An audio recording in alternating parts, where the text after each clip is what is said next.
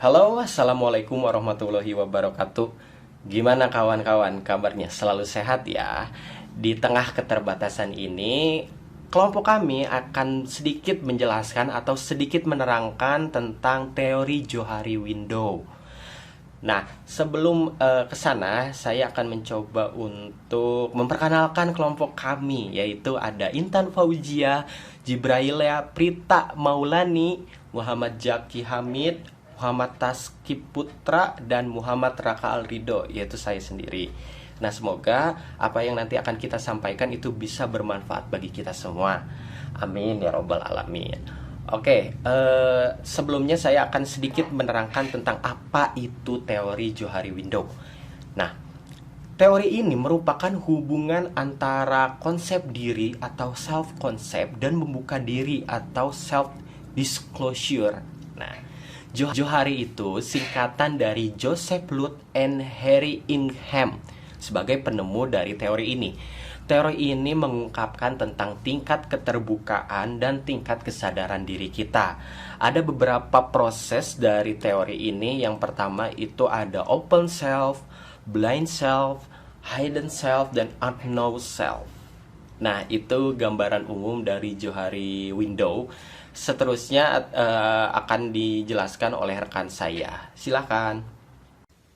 Yang pertama adalah open self. Open self atau wilayah terbuka merupakan keadaan seseorang di mana seseorang tersebut terbuka kepada dirinya sendiri maupun orang lain.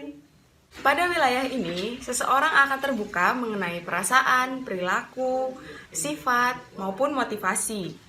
Open self dalam ilmu psikologi digambarkan dengan sifat seseorang yaitu ekstrovert.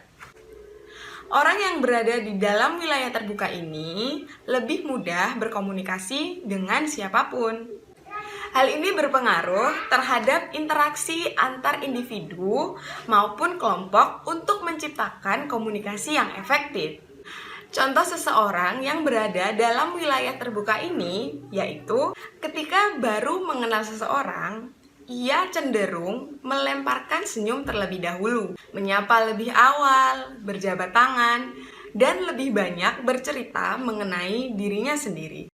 Teori Johari Window yang kedua yaitu blind spot. Blind spot atau wilayah buta merupakan kondisi di mana orang lain dapat memahami sifat, perasaan, perilaku, dan motivasi seseorang, tetapi orang tersebut tidak dapat memahami dirinya sendiri.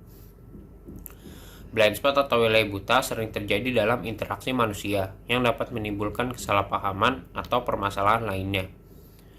Contohnya jika seseorang terlihat pura-pura bahagia di depan temannya, padahal temannya tahu bahwa ia sedang menyembunyikan kesedihannya. Mengurangi blind spot atau wilayah buta ini akan membuat meluasnya wilayah terbuka, serta meningkatkan self-awareness dan juga meningkatkan komunikasi interpersonal. Kuadran 2 ini tidak efektif jika dibawa ke dalam individu atau kelompok. Yang ketiga, hidden self. Hidden self atau wilayah tersembunyi adalah keadaan seseorang yang dapat menyembunyikan atau merahasiakan sebagian hal yang dianggap tidak perlu dipublikasikan kepada orang lain.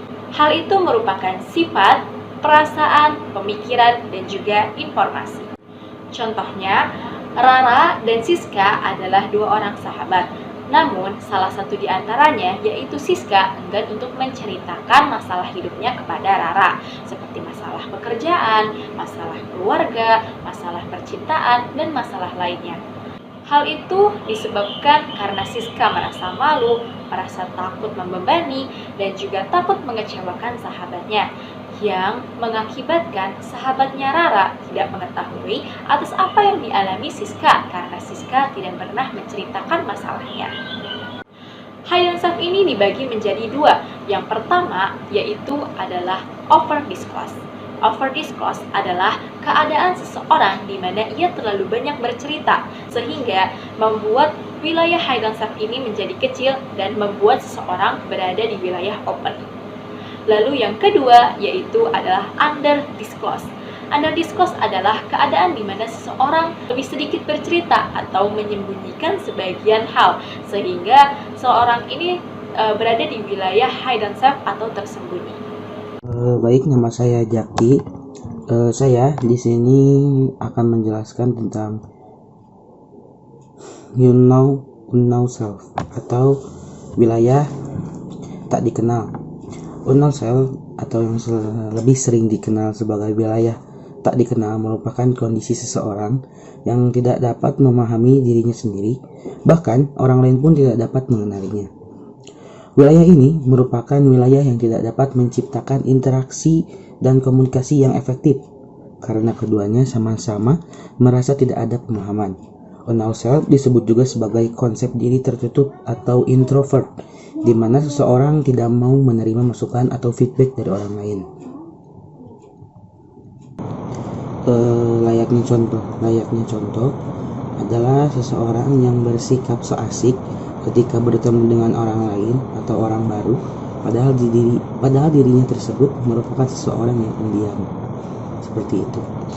Terima kasih.